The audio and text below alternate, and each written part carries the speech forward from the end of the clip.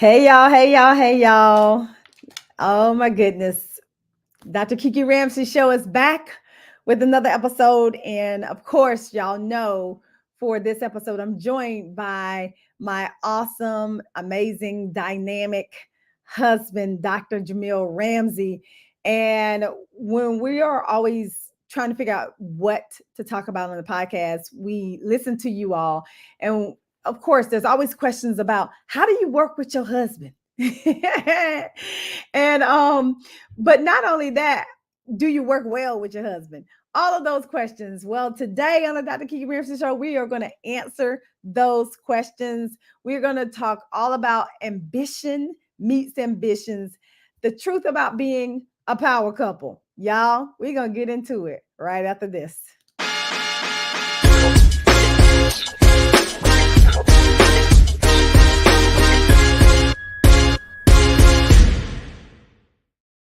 Dr. Ramsey. Hello, Dr. Ramsey. That's always so funny. And people are like, both of y'all are doctors? Yeah.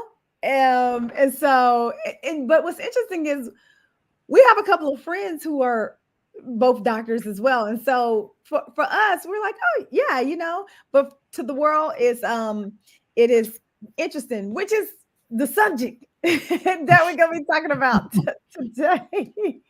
And so I'm excited. Hello, Dr. Gail. Thank you for joining us live on the Dr. Kiki Ramsey show. All right, so we're talking about ambition meets ambition, the truth about being a power couple, which we've been so lovingly called so many times throughout just our life and stuff like that. So I'm excited to have this conversation so that we can do a little bit of pulling back the curtain and letting people in on the truth, the good, the bad, and the ugly, because it's all of that. But before we get started, of course, some people may not know you. So I want you to introduce yourself really quick to the family. Hello, family. I'm Dr. Jamil Ramsey, husband of the lovely Dr. Kiki Ramsey. I guess we've been married 20 years. Over that period of time, I've had a successful IT career, rose the ranks, done startup accelerators, eventually went forward and got a PhD. So I lived a life of pretty, high achievement, which comes along with the ambition. Yeah, for sure. And then what is your biggest superpower? My biggest superpower is strategy, being able to look at a situation and develop a good plan to move forward. Absolutely. I concur. I guess I'm on the receiving end of that strategy. All right. So let's just kick it off and I want to hear your definition of ambition. And yeah. Ambition is a goal for your life outside of the ordinary, extra special. Meaning, in general, everyone has an expectation to live and work. That's a part of all of our lives. But ambition, meaning I'm going to be intentional about what I do, and I have an expectation of something larger than a standard life. I love it. I love it. And I was, when I was researching for our call, I looked up the definition of ambition, and it says a strong desire to do or achieve something, typically requiring determination and hard work. And that's just basically what you said, because when you meet ambitious, when ambition meets you, or you meet ambition, you won't be able to get to the next place. And it can't even be considered ambitious if you're not willing to put in the work to get to the desired destination. So I love that. So we met a long time ago. I tell people, it's funny because people will come into our house and we have a picture on the wall where we were youngins, and I had on glasses and beads in my hair, and we just looked very young, which we were, right? We were in our 20s when we met, and I can remember what I was looking for in a husband. And I wanted that husband to be very smart and have dreams for the future, hopes for the future. I knew me. My goal, back then, was always to become a very successful entrepreneur or successful in my career, become a multimillionaire, all those things. And so I knew me, and I knew I needed somebody to match my ambition, to match my drive. And when I found you, I was like, yes, this is who I want to spend the rest of my life with. Um, and I think that, well, for a fact, I made the right decision with us getting married. But that me wanting that and choosing somebody like me who's ambitious, has that drive, we're going to get into what that then looks like Mhm. in reality, because although you may want that, in reality, it might seem and look a lot, it might play out different. When you were looking for your perfect, and I say perfect because we know that it's not perfect, but when you were looking for your spouse, what were your requirements that you had in the beginning? I'll say number one, that ambition was not in the picture. I'm just looking for somebody who understood me, that I can vibe with, and that we could grow together, but not necessarily them being ambitious. Okay. See, that's so interesting. Like, I think maybe it's a male female kind of thing, because I think that women have a different list than men a lot of times. I mean, I'll say this: a lot of times women have a list that is full of physical attributes. They got to be tall. They have to be dark, or either light skin, whatever you like. They got to make a lot of money. They got to drive a certain car. They got to have a house and stuff like that. But for me, although I had some of those things, some of those requirements in my life, I the main thing I wanted was somebody to be smart, because I knew if I married somebody smart, then together, right, together we would be able to make it. Mhm. Literally, that's what I was thinking about. And I think about what you just now said. You're like, nah, that wasn't on my list. No, but what's funny? You just said two different things. Hmm. Smart was on my list.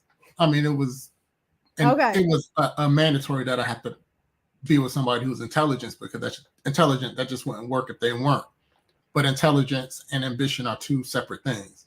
I agree. I agree. But here's where that ambition came in.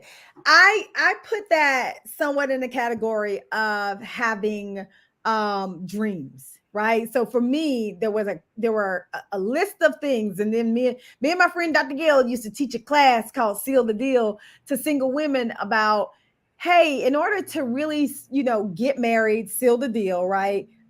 There are certain things that you need to know when it comes to getting a relationship. Number one is, are you guys equally yoked? And I'll say this, for us, I felt like we were, because when we met, by the way, y'all, we met on Match.com 20 years ago. Match, hit me up. We are a testimony for you guys. But when I saw your profile, number one, you were like, I'm a godly man looking for a godly woman. I'm like, hey, that's me. So that was number one, right?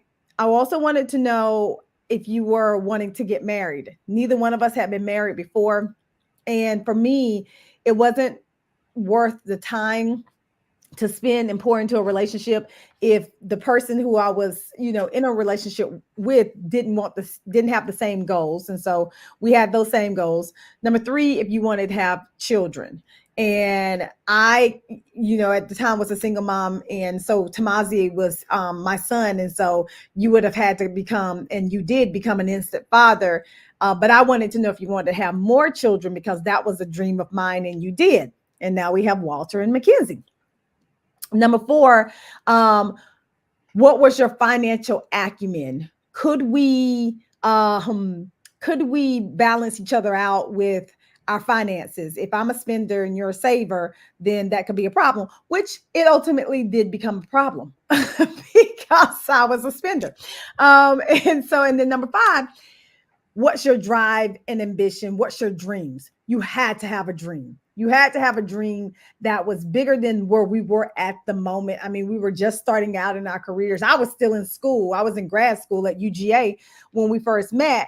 And I knew that I wanted to do something, more with my life. And so I knew that ambition or drive or the need to want to be successful was on my list. And so those five things, when we met, you checked off all those five things. And so that's how I kind of graded the ability for us to move forward in our relationship. So yeah.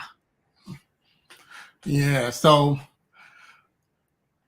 it's funny, like you hit a lot of the things, but there was certain aspects of life and ambition as a young man who hadn't really hit my stride at all that I really didn't understand. The biggest misconception I had about the idea of, oh yeah, we both ambitious, so that means we match. I didn't understand that ambition is an additional partner in your marriage. Oh gosh. So you married to your wife, and you're also married to an ambition. If she's ambitious, she married to her ambition. So now we got four, really needy parties in a relationship, and that's not even counting the family. So Dang. that ultimately ends up becoming the biggest stumbling block, because ambition requires attention, time, resources, just as much as a partner, just as much as a child. And then when you try to balance that between two people, your time and resources automatically become constrained. So it's like, yeah, this isn't working out quite like how I imagine. I mean, we're both smart, we're both ambitious. Shouldn't this thing just work out? And I think that's where we were banging our head on a wall for a long time. Yeah, I mean, it's so interesting. I always love why, your analogies. You be having the best analogies, and I'd be like, huh? I would never have explained it as ambition. If you got ambition, I got ambition. That's like two additional people in our actual relationship. But now that you say it, I definitely see it, and I think it's true. And we have bumped head over the years because here's the thing. I came with big dreams. You came with big dreams. Like we both came with dreams. And neither one of us really even thought about even the option of laying down our dreams. Like that wasn't something that we came into the relationship saying, oh, well, you know what? I'm in this relationship. Let me lay down my dreams of who I always thought I would be. That wasn't it. And so because that wasn't it, we did bump heads a lot of the times because I wanted to do what I wanted to do in terms of becoming an entrepreneur, and you wanted the same things because you had and still have those same goals. So where did we end up at? Oh, for a lot of years, I laid down my ambition and supported your stuff until I decided that you have to go do your thing and I have to do my thing. That's so interesting. Okay. This is true, right? I can remember when we first got married, you moved from Atlanta to Athens, which is like I was at UGA. And so you kind of packed up your apartment in Atlanta, aka the dungeon. It's the name I gave it. But you moved in with me because it was easier because Tamazier was in school. And at the time he was like 8 years old. So he was like third grade or something like that. Mm-hmm. And I can remember when we moved to Maryland, because we moved to Maryland after we left Athens, after I graduated, because I got a job in Washington, D.C. And I can remember years later you saying, I packed up my life, my identity when we got married.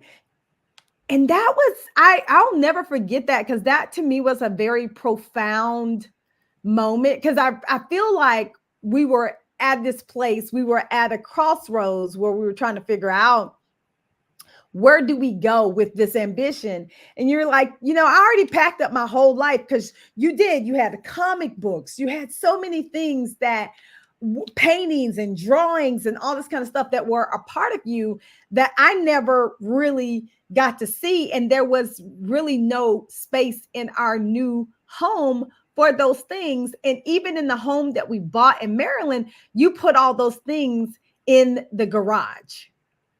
And I can remember you saying that. Do you remember saying that to me? Mm-hmm. Yeah. Where were you at in that moment in your life? I was just trying to figure out what's the next step, because I had become stagnant, and just trying to figure out what is the next move, because what was happening just wasn't getting us where either one of us wanted to be. Did you feel at that moment resentment towards me? No. Okay. I mean, a part of being married is packing up your old life and figuring out what your new life is. Yeah. So the process and the action was natural. What I had to figure out is what I really wanted to be, and that was a whole separate thing from that. Well, I can remember though feeling really bad about that statement and that comment, and feeling like you just were not able to be who you wanted to be or who you were meant to be in the relationship. But I also felt like, I get it, I understand it, and I want him to be able to have that, but I also want to be able to have what I want too. Yeah, I mean, I guess the biggest issue with that is that I was doing so much for you in your business. Yes, you were. You were. And it's so funny because I was just talking to my students at Life University about that. And I was telling them, well, yeah, in the beginning, I looked like I was super successful, way more successful than I was, because you did everything by my business. You created my website. You took my pictures. I mean, any and everything. You created my cards for the business. Like anything that I had for Kiki Ramsey International, you did it. You created the cover of Get Courageous Now. You laid the book out. I mean, like every single thing. And so you were very much highly focused on my business and me reaching my dream, and not necessarily going after what it is that you want. Now, my question is, do you think you were focused on that, on me and the business that I was trying to build, based on the fact that you didn't know what you wanted to do, or because you felt obligated to do it for me? I mean, obligation is a pretty strong word. We're partners. So I wanted to help you get a runway so that you could take that next step. Yeah. Yeah. But ultimately, rather than being a runway, it became a crutch. Yeah. Yeah. And I needed you. Mm-hmm. Right. And I needed you. And I can remember we had a difficult time when you decided to start pulling back. Because you did make that decision. Talk about that. Mm-hmm. Yeah, I mean, I could see that with all the assistants you have that nobody has when they're starting a business, you took for granted how you needed to show up in your business, as far as, from a revenue perspective, from a budgeting perspective, when you can have a full-time developer, graphic designer, book cover designer, content manager, all on your payroll for free. You really don't take into account the kind of business person you had to be to get to that level. You just started there. Yeah. So trying to get you to catch up was kind of difficult. So, and then the other part of that too was that at that point in time, you viewed it as your business. So while I'm doing all the things to keep it running and making it what it is, my voice wasn't really taken into consideration. not only was I helping you, I had to fight to help you. So it was like this, and we always argued, and it became a very toxic situation. So I was like, you know what, I'm not even supposed to be here. Y'all. So it's clear it's time for us to figure out what our path moving forward was. But if you look at the happy ending, we end up circling back around, and now we have a pretty good working relationship. But yeah. we But had to grow and learn and get there. we did. We had to grow into it, y'all. I'm gonna tell y'all, I'm a beast. I know it. This is something that me and Jamil have worked throughout our years, and I mean, it was very much a part of my personality. And you're right. Like, I didn't give you the say so. It was my business, and I think back on it now. That part of it was a lot of immaturity on my part. And you're right. I had it good.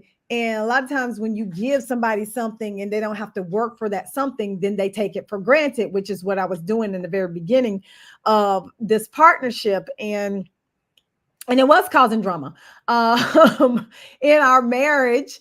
For us, we were arguing all the time, and it was rough. And I can remember when you pulled back, and I was very angry. I was like super angry at you. But luckily, my immaturity at the time didn't cause us to, get divorced or to grow apart or everything like that. And I eventually realized that you needed an outlet to grow your own career and what you want to do. I can remember the day you came home and you were like, I'm going back to school. tell about that story. It was I mean, it wasn't exactly that. Okay. I was at my desk at work and I called you and I told you I registered for school. Yeah. You had already made the decision, and I had no say so in that. And I was like, what the heck? Like, are you kidding me? And my thought process, I'm gonna tell you, went to me. How is this gonna affect me? And I mean, we're being honest with you, y'all, right? Like, I'm being honest with you. And that's what this episode is all about, because we go through things and we don't be telling the truth. And so we're trying to be, tell the truth on the podcast. And so I was pissed. I was like, well, how are we going to pay the bills? Because, you still had to work, because I still wanted to pursue my entrepreneur and business dreams. And you were like, I'm going to still work, but I'm going to school. And I was like, okay. Right. And you did that. And it was still a juggle. It was difficult. But you were willing to put in the work that was necessary to go to school and to maintain your job full time, and for me to be able to maintain trying to, pursue my entrepreneur dreams. Yeah. And I've gone through the whole experience. I realized a couple of things. One, two ambitions can't survive at the same time. Meaning you can still have ambition, but it can't be an ambition that requires a lot. One person has to step back a little bit. Okay, so let's talk about that right there, right? Because there's going to be people who will listen to this and be like, no, I disagree. Two ambitions can survive at the same time. Yeah. I want you to give the argument to that, because I know people and they're going to come at us for that. Yeah, I'll say like this. If both of your ambitions require you to leave your jobs, they are not compatible. So what you're saying is y'all both can't be out here in the streets trying to collect coins and don't have no steady paycheck. Yeah, I mentioned that I did some startup accelerators, and during one of them we had a guest speaker. He had a couple of 8-figure exits over his career. And the thing he said is that the only reason he was able to do all of this is because his wife worked and held the house down. Yeah. You cannot launch 2 entrepreneurial ventures at the same time. If you tell me a person who did it, I bet you can't tell me two. Okay, Because it's very difficult. I agree. Talk So about what? when we decided you did, because in our relationship, you decided to be the person to allow me to store and go forward, and you step back. Talk about that, because that's what you're talking about right now. Yeah, no shade to my social workers out there, but I work in IT and I was transitioning to computer science. So if anybody worked, it needed to be me because we're going to get the most bang for the buck. And it also played into my ambition. So getting better in my career was still chasing my ambition. It's just I wasn't going all the way into entrepreneurship. I was just increasing my career experience and bumping up my income. Y'all, he's saying because I was a social worker, and I didn't make a lot of money as a social worker. He needed to be the one to step up because he's in tech, right? And so, but when we made that decision for you, because we sat down and we literally had to have a conversation about this, because we were still butting heads and trying to figure this thing out. And I was very keen on being an entrepreneur and having this business and taking it to the next level and stuff like that. And we sat down and you're like, all right, if you gonna do this, meaning if I am gonna commit, this was the deal. I had to commit and give the business every single thing that I had. And then if I did that, you'd step back from pursuing your entrepreneurial dreams, which you still have. And you would work and you would hold down the household while I did my thing. What was that like for you to actually do that? Because I'm thinking about it the other way around. If I was forced to do the same thing, how would I feel? Would I feel resentment? Would I feel, yeah, like what were your feelings? I mean, like I said, I had to be the one to do it because the career I was advancing in, I felt all right. I mean, I was at a point where I was getting $10,000 raises every year, so I didn't have many complaints. Yeah, you was making money, and it still is. You was.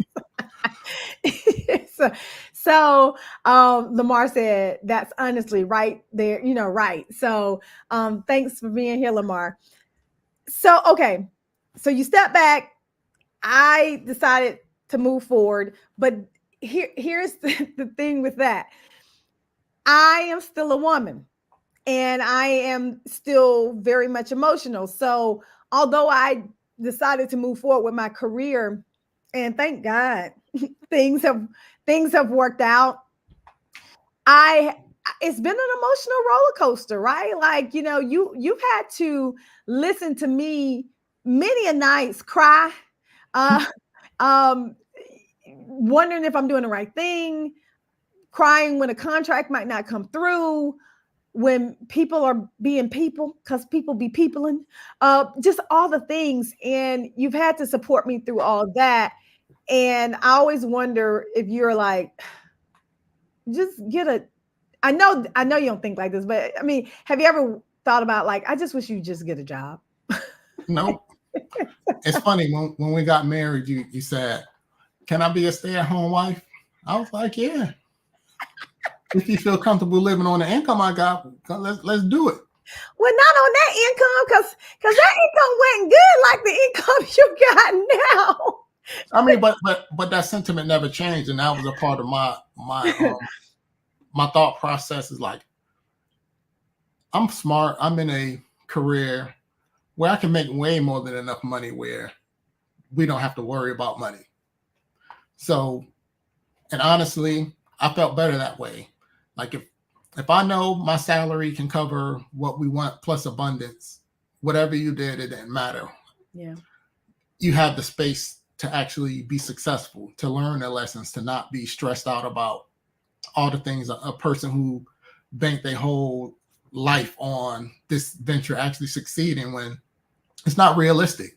We go into these things without experience in the industry we want to be successful in and have an expectation that it's going to work and work quickly. Yeah. but there's a ton of lessons to learn. And me going back, me really advancing in my career gave, your opportunities the latitude for that growth. Yeah, yeah. You know what?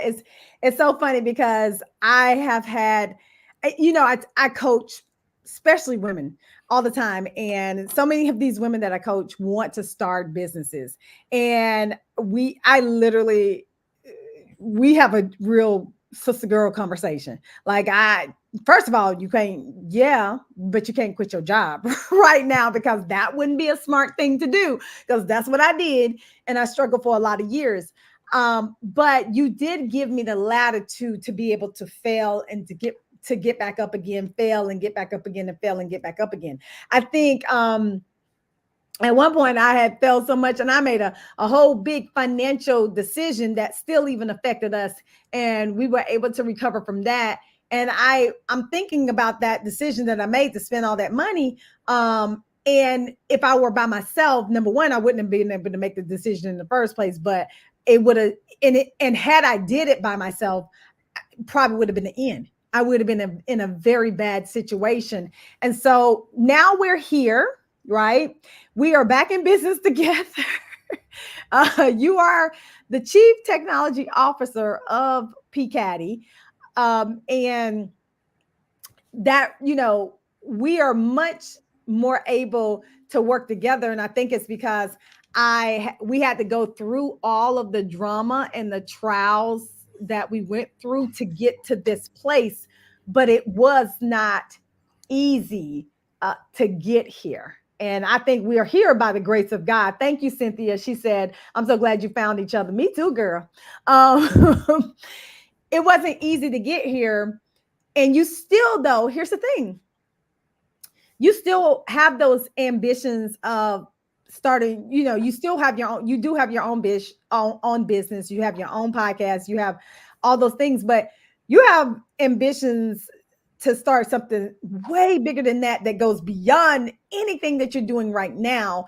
And I want to know, like, where do you sit with my ambition, your ambition, and kind of like, I want you to tell them, I know where we sit, but I want you to tell the audience. I mean, we're good. A part of my process was growing into the person I needed to be a good steward of ambition. Like when we started our life together back in the O's. I mean, I was making the 2000s, the aughts people call them, whatever. But I mean, I was from a knowledge perspective, from a career perspective, from a resources perspective, I mean, it was basically starting at zero. But at this point,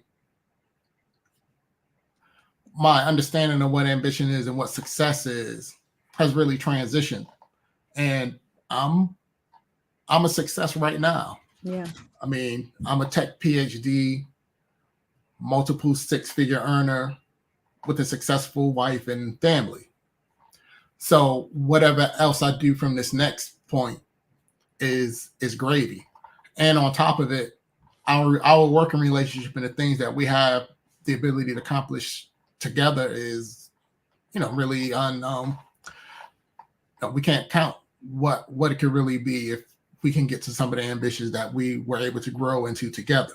Yeah. Because we started with two separate ambitions. We had to grow as people and as professionals and understand what our skills were. Yep. What were our common goals, and we were able to forge a common ambition. And that's what it really comes down to. We went from two separate people to a married couple. And I think that was the biggest blessing out of this whole situation, is learning how to integrate two lives. I know. I'm so glad we made it. Because from the beginning, it was rocky, right? It was rocky. Cynthia said, good stewards of ambition. Yeah, I love that. The way you put that, we have to be good stewards of ambition. And a bit, I think it changes over time, but in it for us, it has definitely come together where we can now have a shared and common goal about what we're trying to do and where we're trying to get. And so instead of growing apart, we grew together, which is what I wish for everybody who's working with their spouses or somebody, some family member, right? Or somebody that's super close, they're super close with is how do you grow together versus grow apart? And we see that grow apart a lot of times. So, baby, I would love for you to leave everybody, who is in a relationship with in a partnership and want to be in a partnership business relationship with their significant other or something like that. Leave them with some kind of words of encouragement or some things that they should be looking out for or working on. I would say this message is specifically for the married folks out there, because we are the ones that are in a real committed covenant together. Yeah. What we always have to ask ourselves is, does my ambition serve me or does it serve my marriage? Mm. And that's where you start, and you just try to figure out with your partner what's the common ground. Because if your marriage don't survive, your ambition won't either. Oh, wait, you can't leave it like that. What you mean? Hey man, a divorce is probably one of the most devastating things that can happen to a person emotionally, financially, and spiritually. Mm-hmm. The time it'll take you to recover from that will completely decimate what your ambitions were. You have to completely figure out everything over again at 50% of whatever your resources were. It's a tough thing. It's interesting because you see all these stars and stuff, and you see them getting divorced, and they look like they bounce right back, and they money didn't take no dips. Look at the words you use. What stars? Yeah. A person firmly established in a high earning career, and look at their lives. They don't exactly bounce back the way we think they do. They don't, because there is a lot of stuff in the background that we don't know about. But for us average people making 50 to 100,000 a year, you lose 50% of that. That's a real big loss compared to if you're making a couple million a year, you lose $1 million. Mm-hmm. And you're still left with $1 million. Not saying that your lifestyle don't take a hit, but the floor is a lot higher. Yeah, for sure. Wow, y'all. Well, there you have it. The truth about being a power couple. I mean, I'm grateful because we've been able to build something amazing together. We've done extremely well at PCADI and Kiki Ramsey International, and you've done extremely well in your career and continue to grow. And we were just talking about this prior to the show, how grateful we are to the place that we've gotten. And if we don't ever get further than this, that we celebrate where we are right now. So I just want to leave everybody with that, because ambitious people a lot of times continue to chase dreams, and at the end of the day, once you reach that dream, a lot of times you realize, oh, this is not the thing that will truly make me happy. And so we were talking about how we need to be grateful in the moment and savor the moment, because what you think will make you happy is not the thing that makes you happy. And most people think that success comes before happiness. And the truth is, happiness precedes success. And so our goal right now is to be happy. And as we are happy, we will be able to obtain success. All right, y'all. So thank y'all for being here with us today. Thank you, hubby. I appreciate you. Thank you. It's always a joy for being on the show. Hey, if you all have other topics that you want to hear from me and Dr. Ramsey, go ahead and drop those on KikiRamsey.com. There is a podcast page for the Dr. Kiki Ramsey Show, and you can submit your questions there. Also, if you are a woman who are looking for a supportive place and a place where you can grow and be happy and lead, I invite you to join us at the Happy Women Lead Academy. And you can also visit kikiramsey.com to get more information about the academy as well. All right, y'all. You know I love you. Go out there and be sure to create your own happiness.